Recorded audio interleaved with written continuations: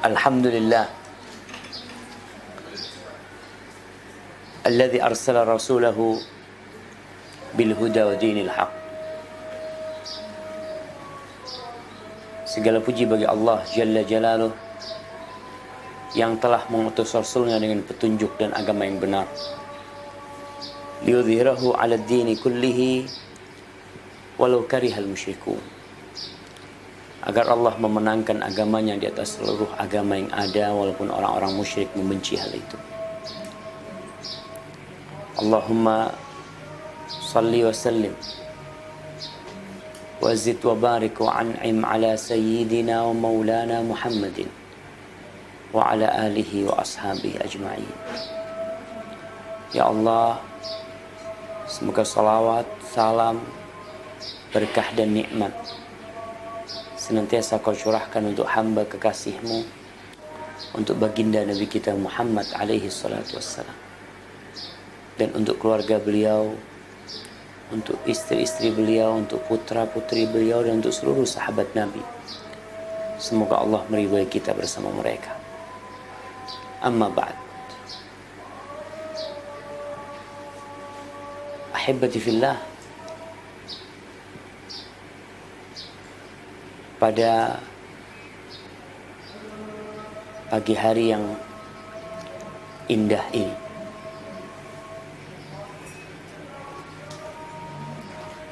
kayaknya kita udah lama nih tidak live dari Insan TV ya,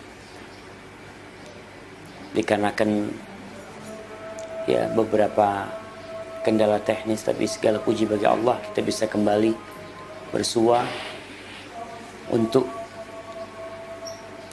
belajar, mengaji, menambah ilmu kita. Hari ini kita masuk ke hari yang ke-20 dari bulan Ramadan. Kita sudah berada di penghujung bulan Ramadan. Karena kalau Ramadan dibagi 3, 10 pertama udah lewat, 10 kedua udah berlalu, dan kita akan masuk ke 10 yang terakhir, di mana di 10 yang terakhir ini Allah Jalla Jalaluh menjadikan banyak berkah di dalamnya. Bahkan Allah menjadikan satu malam yang lebih baik dari 1000 bulan. Itu adanya di 10 hari yang terakhir ini. Disebutkan dalam sebuah hadis dari Abu Hurairah radhiyallahu taala anhu bahwa yughfaru fihi illa liman aba. Ketika menyebutkan tentang keutamaan bulan Ramadan, Rasulullah SAW menyatakan diampuni orang-orang di dalamnya kecuali orang-orang yang enggan, orang-orang yang tidak mau diampuni dosa. Subhanallah, apakah ada seorang yang beriman enggan diampuni dosa-dosa? Maka ini mendorong murid-murid Abu Hurairah untuk bertanya, mengatakan kepadanya, qalu ya Abu Hurairah wa man ya'ba. Wahai Abu Hurairah, siapa yang enggan diampuni dosa-dosanya? Bukankah kita hamba yang berlumur dosa, yang penuh nista, harapan terbesar dalam kehidupan ini adalah ampunan Allah Jalla Jalaluh. Maka tatkala orang-orang bertanya kepada Abu Hurairah, siapakah orang yang enggan itu? Kata Abu Hurairah, ya'ba ayyastaghfirullah. Mereka adalah orang yang enggan untuk beristighfar kepada Allah. Subhanallah.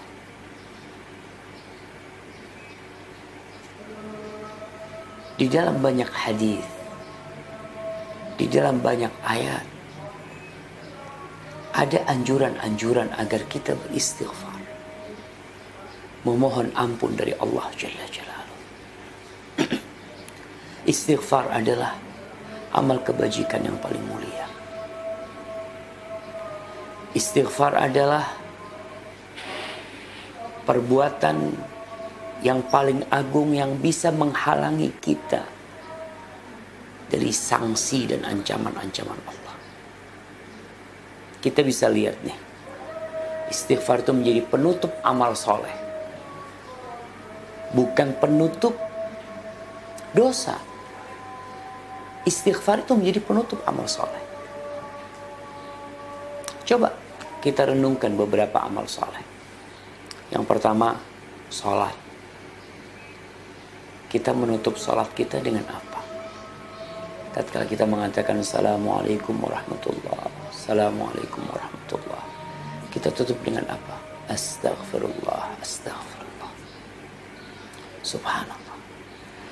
Taib. Ketika orang sholat malam, ditutup dengan apa akhir malam dia? Dengan istighfar.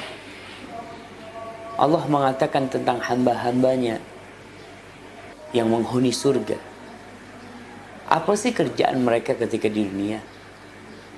Allah mengatakan wabil ashari hum yastaghfirun. Dan di waktu sahur mereka beristighfar. Bayangin. Tatkala dia menyelesaikan sholat malamnya, tatkala dia telah panjang berdirinya, telah panjang ruku dan sujudnya, yang isi sholat itu doa dan istighfar sendiri, ditutup dengan istighfar. Tatkala berhaji, kita tahu al-hajju Arafah. Kata Nabi SAW, haji itu Arafah. Allah mengampuni hamba-hambanya yang wukuf di padang Arafah, mengabulkan doa-doa mereka.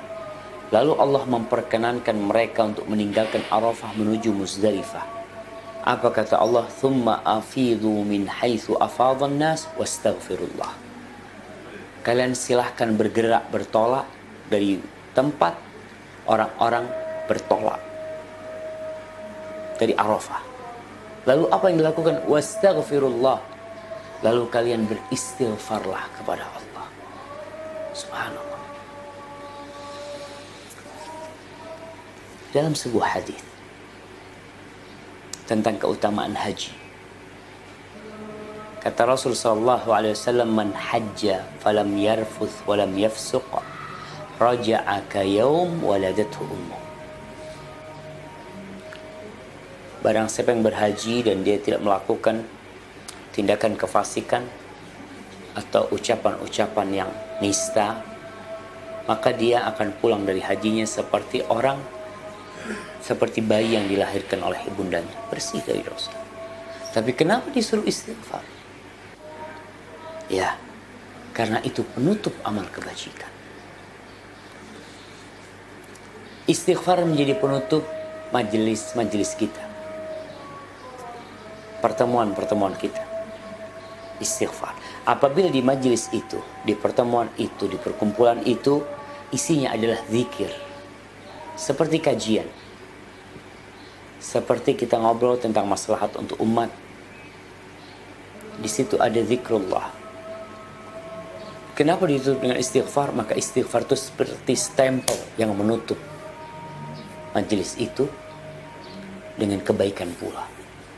Tapi kalau ternyata duduknya kita, majelisnya kita itu, di situ ada omongan-omongan yang tidak pantas, ada ucapan-ucapan yang seharusnya tidak diucapkan, maka istighfar itu menjadi penghapus dosa-dosa.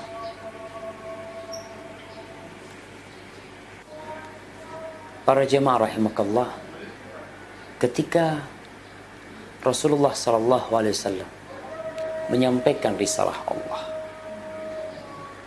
beliau telah berjihad dengan jihad yang sebenarnya, melaksanakan amanah Allah. Orang-orang berbondong-bondong masuk Islam. Begitu tingginya kejayaan Islam pada waktu itu.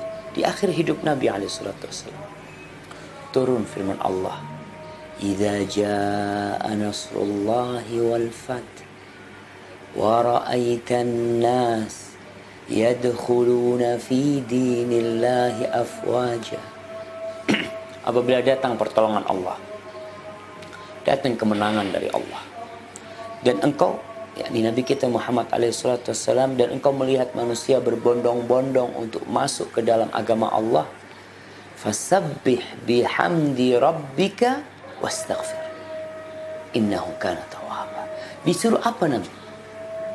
Ketika melihat kejayaan Islam, ketika melihat orang-orang berbondong-bondong masuk kepada agama Allah, Allah perintahkan untuk bertasbih, memujikan Allah Jalla Jalla, wastaghfir innahu kana tawwaba, dan kau minta istighfar kepada dia. Allahu Akbar. Sesungguhnya dia maha menerima taubat. Jadi kalau kita melihat kondisi hamba dalam semua hal, tidak luput dari istighfar. Ramadan termasuk bulan istighfar. Dan sejatinya istighfar yang kita lakukan di bulan Ramadan itu akan mengangkat derajat kita, akan menambal puasa kita yang robek-robek gara-gara ada ucapan yang tidak seharusnya disampaikan, gara-gara ada tindakan yang melukai hati. Ibnu Rajab rahimahullahu ta'ala mengatakan, telah diriwayatkan dari Abu Hurairah radhiyallahu ta'ala anhu, bahwa Abu Hurairah mengatakan, wal ghibah takhriqus siyam. Ghibah itu merobek puasa seseorang. Ya iyalah, kita puasa tuh bukan hanya menahan diri dari lapar dan haus. Puasa itu menahan diri dari melanggar aturan-aturan Allah Jalla Jalaluhu. Ghibah termasuk melanggar aturan Allah. Ada orang tidak makan, tidak minum, tapi ngomongin orang. Ghibah itu makan bangkainya orang. Bisa bayangin. Allah mengatakan, wala yaghtab ba'dukum ba'dha ayuhibbu ahadukum ayyakula lahma akhihi maitan fakarihtum. Jangan kalian itu satu sama lain saling menggibahi. Jangan. Apakah kalian mau makan bangkai saudara kalian? Maka ghibah itu termasuk yang merobek ibadah puasa. Wal istighfar yuraqqi'uhu. Dan istighfar itu yang menambalnya. Faman istata'a minkum ayyaji'a bi shaumin muraqqa'in falyaf'al. Kata Abu Hurairah radhiyallahu taala anhu, barang siapa di antara kalian yang bisa datang dengan puasa yang sudah tertambal, hendaklah dia melakukan itu. Ya, kita menambalnya dengan apa? Dengan istighfar. Diriwayatkan bahwa Umar bin Abdul Aziz rahimahullahu ta'ala, dia menulis surat ketika dia menjadi khalifah. Dia menulis surat kepada gubernur-gubernurnya. Dalam surat itu terdapat wasiat agar menutup bulan Ramadan dengan istighfar wa sadaqatil fitr. Istighfar dan sedekah. Karena apa? Allah jamaah, istighfar ini akan membuka segala pintu kebaikan buat kita. Kebanyakan orang itu beristighfar karena dosa. Iya, kita diperintahkan untuk beristighfar dari dosa-dosa kita. Tapi ada tingkatan orang mukmin yang beristighfar karena keteledoran dia dalam ketaatan. Karena dia merasa dalam ketaatannya ada yang kurang. Dia itu istighfar. Kalau kebanyakan orang istighfar dari dosa, tapi orang-orang yang sudah sampai tingkatan ihsan, dia terus beristighfar, lisan yang tidak berhenti mengatakan astaghfirullah, astaghfirullah wa atubu ilaih. Karena apa? Karena dia menganggap, umpamanya dia nih nggak sholat duha, istighfar. Padahal sholat duha kita tahu sunnah. Ini orang nggak qobliyah karena ada satu urusan, akhirnya dia datang ke masjid telat. Orang udah qomat, udah pada sholat. dia tuh istighfar. Kalau kita kayak model-model ana nih, ya kalau berpikir ana nggak berbuat dosa. Nah, tapi itu tingkatan keimanan yang berbeda-beda. Semakin dekat kepada Allah, semakin kenal sama Allah, semakin takut sama Allah. Innama yakhsyallaha min ibadihil ulama. Yang takut kepada Allah di antara hamba-hambanya adalah para ulama. Maka kalau kita lihat keutamaan istighfar, Allah akan berikan bantuan harta. Allah akan berikan anak-anak, ya, orang yang kesulitan harta istighfar. Ini di penghujung Ramadan banyak orang kesulitan untuk THR. Banyak orang kesulitan membelikan baju buat anak-anaknya. Bahkan ya kesian kadang-kala kita melihat ada ibu-ibu yang harus mencuri di mall, harus mencuri di supermarket, harus melakukan ini dan itu. Dia kesulitan rizki. Apa kemudian kunci rizki? Istighfar. Kau hanya perlu istighfar, Allah bukakan buat engkau. Ustaz, anak udah istighfar Ustaz, tapi kok belum? Nah, berarti istighfarmu masih kurang. Maka ditambahin lagi istighfar. Karena kita harus yakin Allah tidak pernah ingkar janji. Namun kenapa janji Allah itu nggak turun-turun buat kita? Karena penyebabnya di kita nih. Ada penghalang yang menghalangi kita dari turunnya rezeki. Nggak punya anak, istighfar. Di surat Nuh ayat 10, 11 dan 12. Apa kata Allah? Menceritakan tentang Nabi Nuh alaihissalam ketika mengatakan kepada kaumnya, "Faqultu astaghfiru rabbakum innahu kana ghaffara yursilis samaa'a 'alaikum midrara wa yumdidkum bi amwalin wa banin wa yaj'al lakum jannatin wa yaj'al lakum anhara." Aku katakan kepada kaumku, kalian beristighfarlah kepada Rabb kalian. Sesungguhnya Dia Maha Pengampun. Dia akan mengirimkan air hujan yang bermanfaat buat kalian.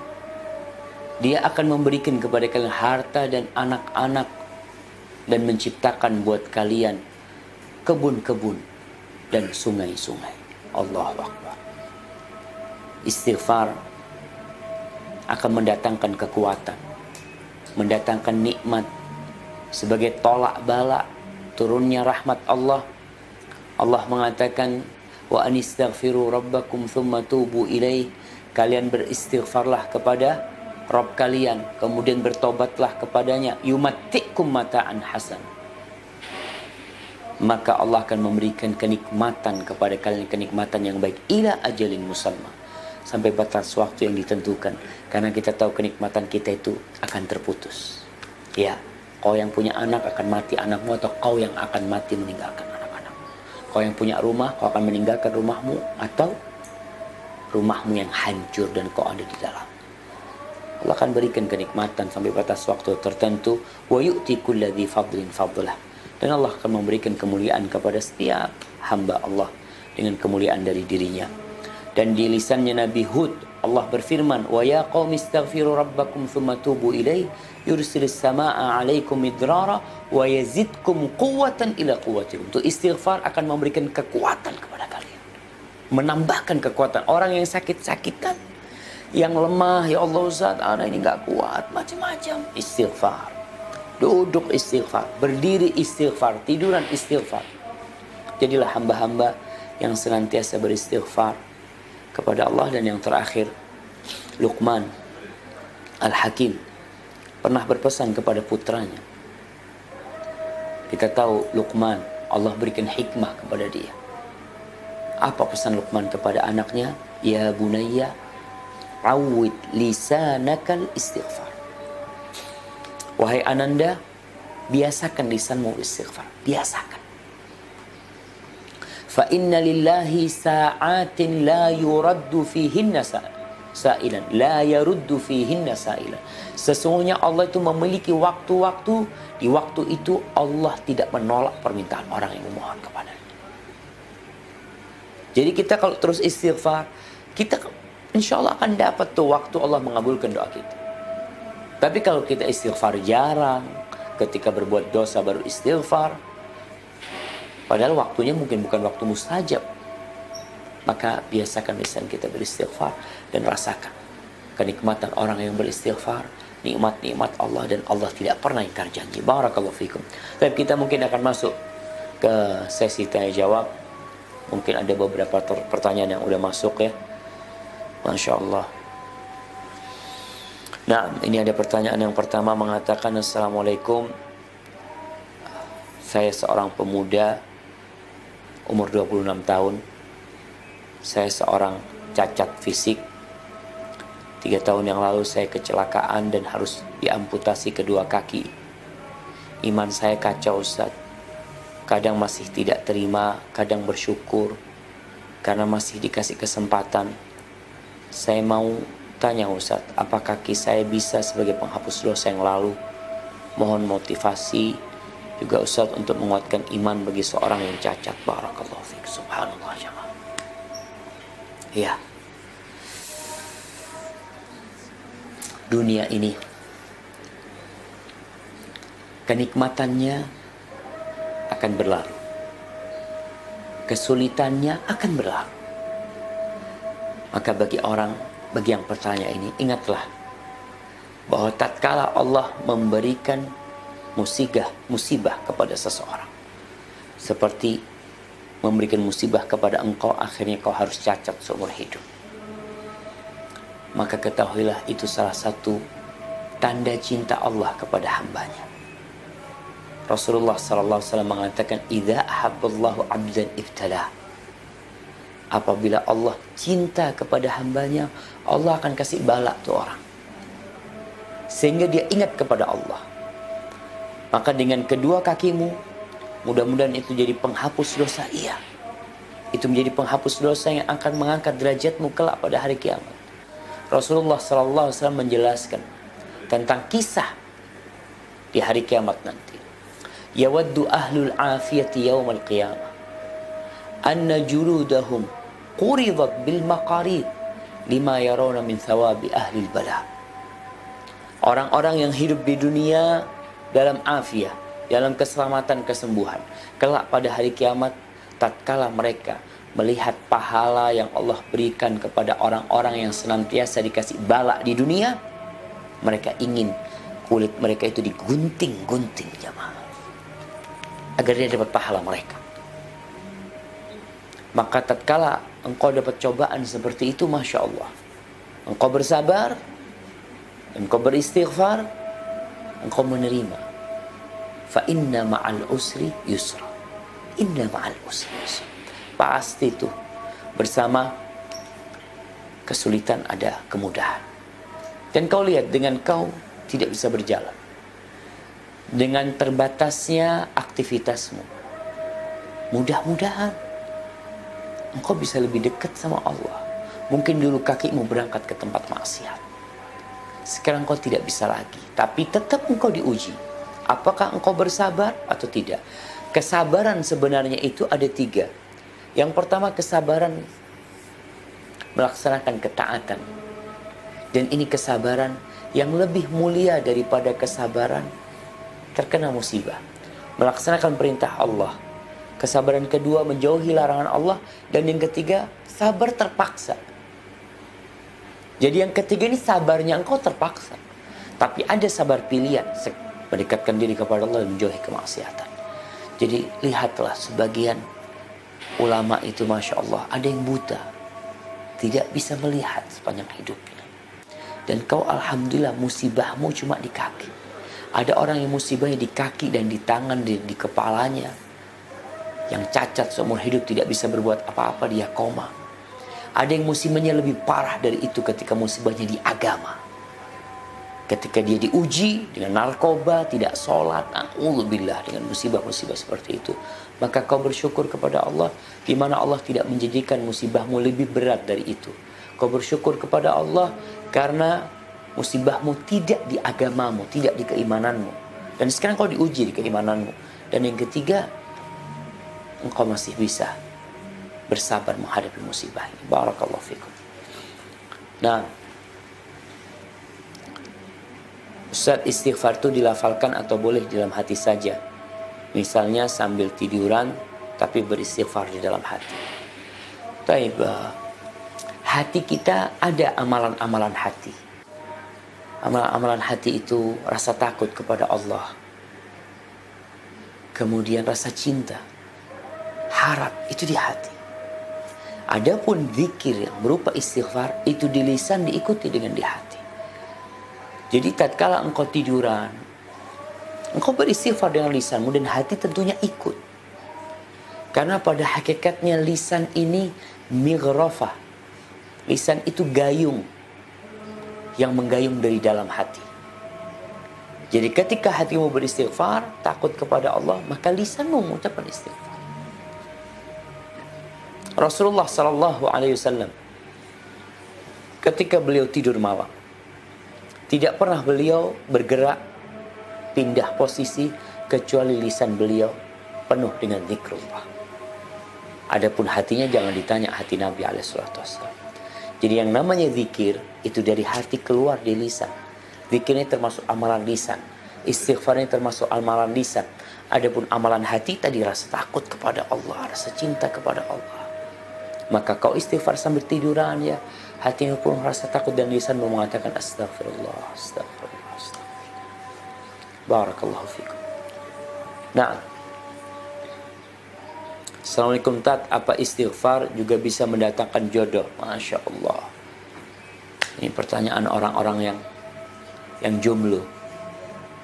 Nah, tadi kalau istighfar itu bisa mendatangkan anak, kira-kira anaknya datang dari rumahnya siapa?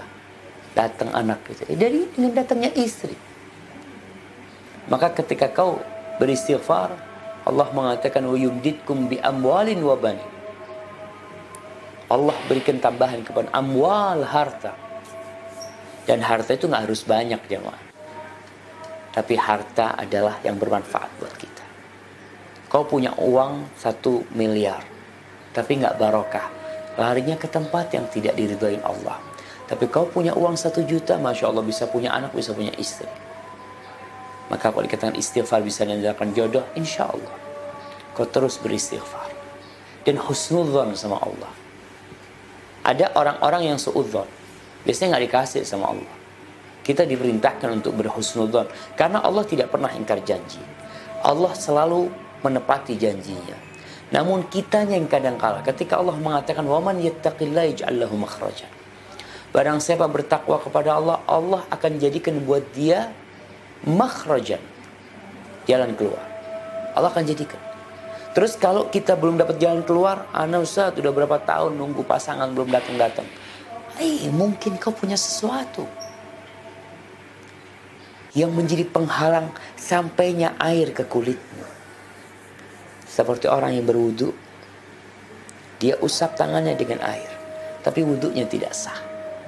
Kenapa? Ternyata ada cat yang menutup kulitnya. Seperti wanita-wanita yang pakai kuteks, pakai teks tuh, cat yang di kukunya. Dia berwudu dan dia sholat. Dia berharap diterima sholatnya. Nggak mungkin. Wudumu nggak sah. Karena ada yang menghalangi air untuk sampai ke kukumu. Maka di sini apabila kita udah beristighfar, udah bertakwa, udah macam-macam, kok belum dapat jawaban dari Allah, maka coba dievaluasi. Mungkin ada sesuatu, aku mungkin makan haram mungkin. Hadza wallahu a'lam bissawab. Nah, Masya Allah, ini ada pertanyaan yang panjang banget nih. Assalamualaikum warahmatullahi wabarakatuh. Ustadz, saya seorang janda dengan 2 orang anak. Saya baru mengenal manhaj salaf. Saya saat ini bekerja karena harus menafkahi hidup bersama anak-anak saya.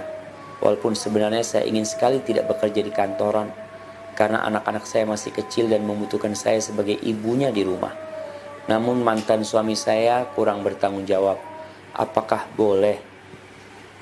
Saya berdoa kepada Allah bahwa saya ingin menikah lagi, karena saya berharapkan anak-anak saya mendapatkan sosok ayah baginya.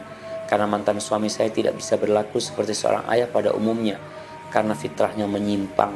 Apakah boleh niat saya menikah lagi agar saya tidak perlu bekerja lagi dan berada di rumah saja mengurus anak-anak. Masya Allah. Nah, ini permasalahan di negeri kita yang sepertinya harus segera mendapatkan solusi ya. Karena banyak wanita-wanita yang diceraikan oleh suaminya, yang kemudian dia harus menafkahi anak-anaknya. Padahal kewajiban memberikan nafkah itu full kewajiban bapaknya. Oke, anak ikut ibunya karena dia masih kecil, mami, tapi bapaknya wajib memberikan nafkah. Terus bagaimana dengan kondisi janda-janda yang ingin menikah? Tafadhol, kau minta sama Allah. Tapi kau minta kepada Allah dengan niat yang lebih baik dari itu. Niat umpamanya supaya ada yang bisa menjaga kehormatan dirinya. Niat tadi dia juga baik supaya dia tidak bekerja, Ustaz, anak bekerja, anak-anak ditinggal. Niat dia untuk membesarkan anak-anaknya, minta sama Allah. Dan di masa Rasulullah SAW, janda itu hampir sedikit ya. Kenapa? Karena ketika ada janda, para sahabat menikahin mereka. Jadi istri kedua mereka, jadi istri ketiga, istri keempat mereka. Itu biasa. Kenapa itu dilakukan? Karena itu salah satu solusi untuk menyelamatkan masyarakat dari penyakit-penyakit yang di masyarakat. Banyaknya janda di masyarakat kadangkala membuat kehidupan di masyarakat itu kurang benar. Karena janda itu bukan hanya butuh makan.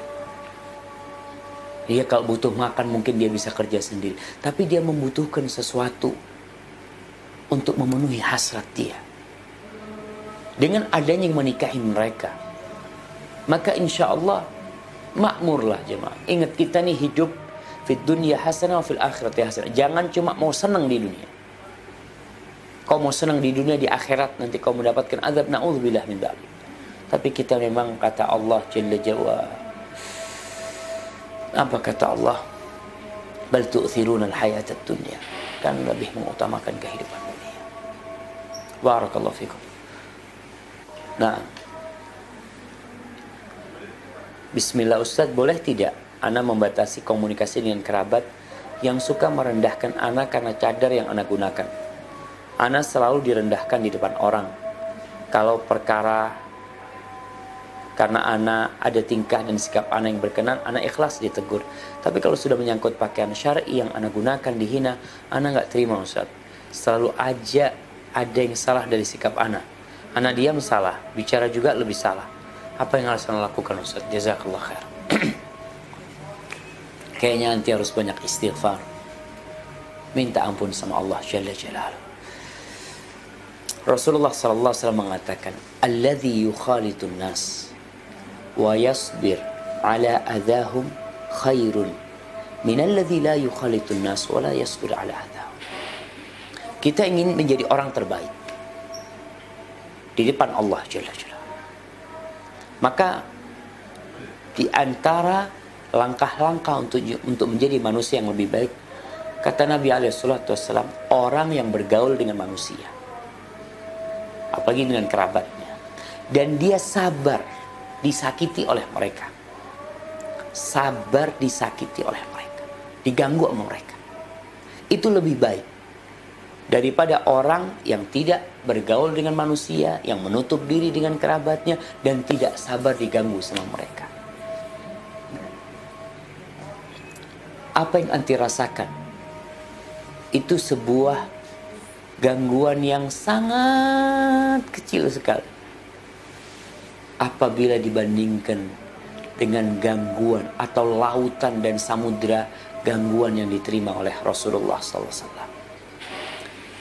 Nabi dikatakan majnun, orang gila. Tapi Nabi tetap datang ke kaumnya. Nabi disebut sahir, penyihir. Beliau bersabar menghadapi mereka. Beliau dikatakan penyair, dikatakan pendusta, macam-macam. Dikatakan Al-Quran ini ucapan manusia. Beliau bersabar menghadapi mereka. Dan seorang mukmin itu seperti pohon kurma. Kata Nabi SAW, al-mu'min kan nakhla. Oh subhanallah. Tahu pohon kurma? Daunnya tidak jatuh. Dia rindang. Dilempar sekeras apapun, dia tidak akan membalikkan batu. yang dia balikan adalah buah-buah kurma. Jadi engkau ketika dihina, balaslah dengan yang lebih baik. Ketika engkau dicela, dicaci, direndahkan, kau ingat, ya Allah, mudah-mudahan ini jalanku menuju surgamu. Aku harus kayak gini nih. Mungkin di sini aku bisa memberikan petunjuk kepada saudaraku. Dan bersabar. Menghadapi yang seperti itu, Allah telah memberikan kepada kita solusi. Apa kata Allah? Idfa billati hiya ahsan. Balaslah dengan yang lebih baik. Itu solusi. Karena manusia ini bahan dasarnya baik. Dia tuh menghina kita karena dia nggak tahu, karena dia nggak paham. Rasulullah SAW diperangi oleh kaumnya. Karena apa? Karena kaumnya tidak paham dengan kebenaran. Maka tatkala Rasulullah SAW pada tahun ke-8 Hijriah, setelah 8 tahun meninggalkan Mekah, beliau datang ke kota Mekah, menaklukkan kota Mekah. Apa yang beliau lakukan? Membalas dendam, menghabiskan sakit hati beliau. Beliau mengatakan kepada para penduduk Mekah, idhabu fa antum tulaqa. Kalian silahkan pergi semuanya. Kalian semua aku maafkan. Kalian bebas mau kemana. Subhanallah. Itu akhlak. Jadi mudah-mudahan dengan engkau udah ngerti, faham dengan sunnah ya. Engkau pakai cadar, engkau bersabar menghadapi hal itu. Engkau balas dengan senyuman. Tadi dikatakan ngomong salah, diem salah. Kau bilang, tolong kau kasih nasihat aku. Apa yang harus aku lakukan? Supaya aku bisa dicintai Allah SWT. Gak masalah. Balas dengan yang lebih baik. Barakallahu fikum. Nah. Assalamualaikum Ustaz. Waalaikumsalam. Saya mau tanya bagaimana sebaiknya yang dilakukan sang istri agar suami tidak bersikap dingin terhadap istri. Suami saya orang yang tidak pandai berkata-kata dan tidak pandai mengungkapkan isi hati dan perasaannya. Terima kasih Ustaz. Subhanallah jamaah ya. Memang kalau kita perhatikan orang-orang yang hidup di sekitar kita, ada karakter-karakter yang macam-macam. Kita punya sohib yang jarang ngomong. Kita ada sohib yang Masya Allah, kalau sudah ngomong itu kayak keran yang gak bisa dimatikan. Ada yang model-model kayak gitu. Ada yang ember ya. Ada orang yang pemalu. Ada orang yang tertutup. Bagaimana kita menyikapi itu? Kita jangan maksa orang untuk jadi seperti kita. Nggak bisa kita paksa dia. Tapi kita menyikapi dia sebagai dia itu kayak gitu memang. Mungkin kita bisa memperbaiki dia, nggak ada masalah. Tapi kita yang harus sadar. Artinya ada orang yang gampang, bahasanya itu ngambek ya. Ada masalah dikit ngambek, udah ini. Ya kita, oh berarti orang ini nggak boleh, nggak bisa diajak gurau. Kita yang harus tahu diri. Jangan kita ngomong sama dia, kok itu gurau kayak gini aja udah ngambek gitu. Ya memang orangnya dia kayak gitu. Maka kita yang harus paham. Orang yang cerdas adalah orang yang memposisikan dirinya sebagai dokter yang ngobatin orang-orang. Oh orang ini, kita lihat, oh orang ini sakit perut nih, ini obatnya. Tidak semua dipukul rata. Maka bagi seorang istri yang mendapati suaminya tidak pandai bertutur kata, mungkin dianya memang sebelum menikah udah kayak gitu. Berbeda kalau suaminya ini sama orang, Masya Allah, ngobrolnya enak, di rumah diem doang. Ini ada yang salah nih. Ada yang harus dibenerin. Tapi kalau memang kondisi suaminya tadi sebagaimana sebutkan, mungkin itu bawaan dia, tapi akhlak, karakter itu bisa dirubah. Maka engkau paling tidak melihat mungkin ada celah-celah kau bisa masuk. Cari waktu tertentu untuk ngobrol sama suaminya. Bikin mungkin kau bisa berhumor sama suami. Ada orang-orang yang kaku memang, tapi kau bersabar. Artinya jangan membandingkan suamimu dengan suami orang. Kadang-kala seorang wanita yang mengatakan, ya Allah suaminya fulan Masya Allah ya, sama istrinya ana lihat digandeng sama dibawa jalan, ngobrol ketawa-ketawa, ana sama suami ana dingin banget sama dia. Udah itu suamimu. Ketika engkau menundukkan pandangan tidak melihat yang lain, insya Allah kau akan mensyukurinya. Dan mudah-mudahan itu menjadi penambah amalan dan pahala buat engkau dengan bersabar menghadapi itu. Dan doakan suamimu. Doa termasuk jalan pintas untuk merubah karakter buruk. Barakallahu fikum. Nah, ini assalamualaikum Ustaz. Waalaikumsalam. Apakah anak durhaka jika anak perempuan yang telah menikah selalu membantah keinginan orang tuanya? Orang tua saya selalu gila dunia, selalu minta belikan harta benda, tidak diturutin dia marah-marah, dan menyumpah serapah. Terima kasih. Wassalam.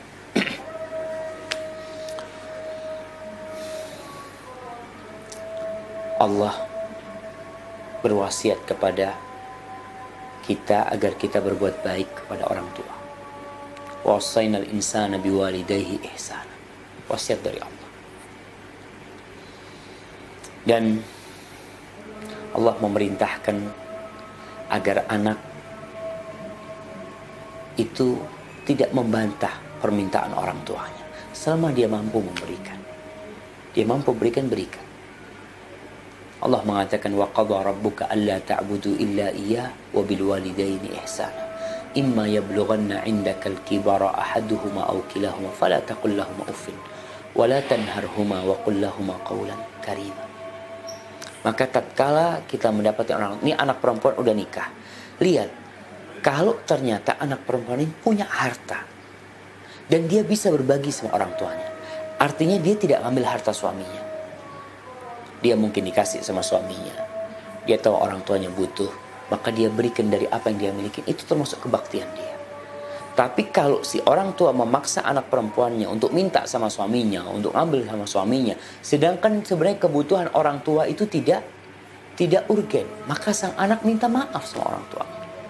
Jadi tatkala seorang anak bukan membantah, tidak memberi apa yang diinginkan orang tuanya, ajukan alasan-alasan. Alasannya aku nggak punya, Abang. Mungkin orang tua, ngambil sama suaminya. Afwan, aku diperintahkan untuk taat sama suamiku.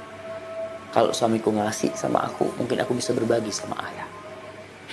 Maka tolong anak perempuan ini ketika berbicara sama orang ini tetap dudukkan dia sebagai orang tua. Ucapkan kata Allah wa qul lahumā qawlan karīmā. Katakan kepada keduanya qaulan karima. Qaulan karima adalah ucapan, adalah perkataan yang mulia. Isinya mulia, intonasinya mulia. Isinya kata-kata itu indah. Dan tatkala menyampaikannya itu dengan intonasi yang penuh kerendahan kepada orang tua. Wakhfid lahum janaha dzulli minar rahmah. Karena memang ujian anak. Tatkala mendapatkan orang tua yang gitu tuh, yang minta terus sama anaknya umpamanya, minta ini, minta macam-macam sama anaknya, itu ujian buat anak. Tapi kalau anak mampu memberikan dan dia memberi buat orang tuanya, ya orang tuanya mungkin kepingin ya, mau ini, mau itu, dan itu bukan kemaksiatan, berikanlah kepada orang tua sambil terus berbuat baik sama orang tua. Jangan sampai akhirnya orang tua sampai sumpah serapah macam-macam ya. Mungkin juga ada orang tua yang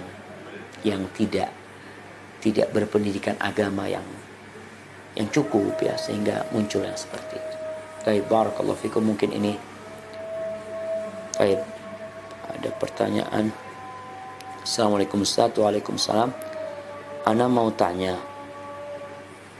walimah secara syar'i itu kenapa tamunya harus dipisah dan kenapa pengantinnya tidak boleh dipertontonkan bagi tamu yang datang? Soalnya masyarakat memandang aneh Ustaz. Bagaimana cara menyikapinya? Adakah hadis Rasulullah SAW yang menganjurkan Ustaz? Syukran. Iya. Jadi berkaitan dengan dipisahnya lelaki sama perempuan ya. Kita lihat di masjid nih, di tempat ibadah, di tempat ketaatan, itu dipisah. Yang laki di depan, yang perempuan di belakang. Kenapa? Kenapa kok tidak bareng aja di sana? Bayangin, kalau sholat, satu shaf ada laki, ada perempuan, ada laki, ada perempuan. Dalam ibadah aja, kita diperintahkan untuk menjaga diri dari perempuan. Jadi memang ada batasan-batasan. Kemudian Rasulullah SAW mengatakan kepada kaum lelaki, iyyakumud dukhul 'alan nisa. Kalian jangan masuk-masuk ke tempatnya perempuan. Ini kata Nabi SAW.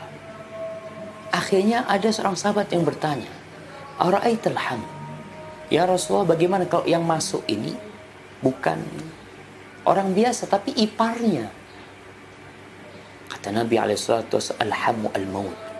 Kalau yang masuk ke tempat perempuan itu ipar itu kematian. Artinya masuknya seorang ipar ke tempat perempuan-perempuan itu lebih bahaya daripada orang asing. Karena pandangan orang lah, itu iparnya macam-macam. Dan di masa Rasulullah SAW, memang bagian perempuan ya. Sebagaimana tadi kita sampaikan dalam urusan sholat Jumat, mulai sholat Idul Fitri, perempuan di bagian belakang, laki-laki di bagian depan ya. Kenapa itu jadi aneh? Karena kita tidak terbiasa aja, jamaah. Kita tidak terbiasa aja. Anda kasih contoh sesuatu yang aneh dianggap aneh oleh manusia. Di beberapa tempat di pedalaman, di mana masyarakatnya hanya pakai atau tidak pakai pakaian. Mungkin dia pakai sesuatu yang menutup auratnya saja. Ketika mereka melihat orang yang pakai baju, aneh nggak buat mereka? Aneh. Artinya orang yang terbiasa tidak berpakaian melihat orang yang berpakaian, maka dia akan aneh. Sebaliknya, orang yang berpakaian melihat orang yang telanjang, buat dia aneh nih. Ada orang nggak pakaian ya. Ini masalahnya masalah kebiasaan aja. Jadi perlu dibiasakan. Contoh lah yang kedua, kalau kita berbicara yang dianggap aneh oleh masyarakat, jenggot nih. Awal-awal jenggot, Masya Allah, sesuatu yang sangat aneh buat mereka. Ana sering sampaikan, Ana ketika pakai jenggot di sidang sama orang tua, didudukkan sama orang tua, kenapa pakai jenggot? Buat mereka aneh. Kenapa? Karena kebiasaan yang ada, anak-anak muda nggak ada yang pakai jenggot, dipotong jenggotnya. Maka kalau dikatakan aneh di masyarakat, betul. Banyak hal-hal yang sebenarnya disyariatkan, tapi buat orang Islam sendiri aneh. Dan ini seperti yang Nabi sabdakan sallallahu alaihi wasallam, bada'al islamu ghariban wa sayaudu ghariban kama bada. Islam itu dimulai dengan keasingan, keanehan, dan akan kembali asing sebagaimana dulu bermula asing. Nabi sendirian berdakwah aneh buat orang-orang Mekah, diperangin ya. Beliau bahkan mau dibunuh gara-gara beliau mengajak kepada kebenaran. Aneh. Karena menyelisih tradisi. Maka hal yang seperti itu memang seperti itu. Kemudian bagaimana kok pengantin perempuan tidak dipertontonkan kepada tamu-tamu? Ya Allah, emangnya pernikahan itu adalah tontonan? Artinya nih pengantin ditonton oleh orang satu kampung, nih cantiknya. Allah mengatakan wala tabarrajna tabarrujal jahiliyatil ula. Karena itu jangan berhias seperti berhiasnya orang-orang jahiliyah yang perhiasannya itu ditampakkan ke orang-orang. Seorang istri berhias buat siapa? Buat suaminya. Jadi kalaupun ingin ditontonkan nggak apa-apa, yang laki sama yang laki, yang perempuan sama perempuan, supaya kenal ya. Ini lo menantu saya, tunjuk nama yang perempuan-perempuan, tidak dipublish ya, tapi hanya untuk mereka perempuan-perempuan aja. Sekali lagi, ini aneh karena kita tidak terbiasa saja. Dengan berpendidikan, dengan ilmu bertambah, insya Allah keanehan itu akan berkurang. Orang semakin ngerti, ya Allah, ternyata ini Islam. Dan Allah mengatakan udkhulu fis silmi kafah, kalian masuklah ke dalam Islam secara kafah ya. Hadza wallahu a'lam bishawab. Itu yang bisa kita kaji pada kesempatan kali ini. Kalau mungkin ada pertanyaan-pertanyaan belum bisa dijawab, mudah-mudahan pada kesempatan yang akan datang. Dan alhamdulillah Insan TV bisa live kembali ya. Setelah lama dari Jember ini nggak live, mudah-mudahan dijaga sama Allah Jalla Jalaluhu, bisa memberikan manfaat kepada umat manusia. Sampai berjumpa kembali, semoga senantiasa dalam lindungan ilahi. Wassalamualaikum warahmatullahi wabarakatuh.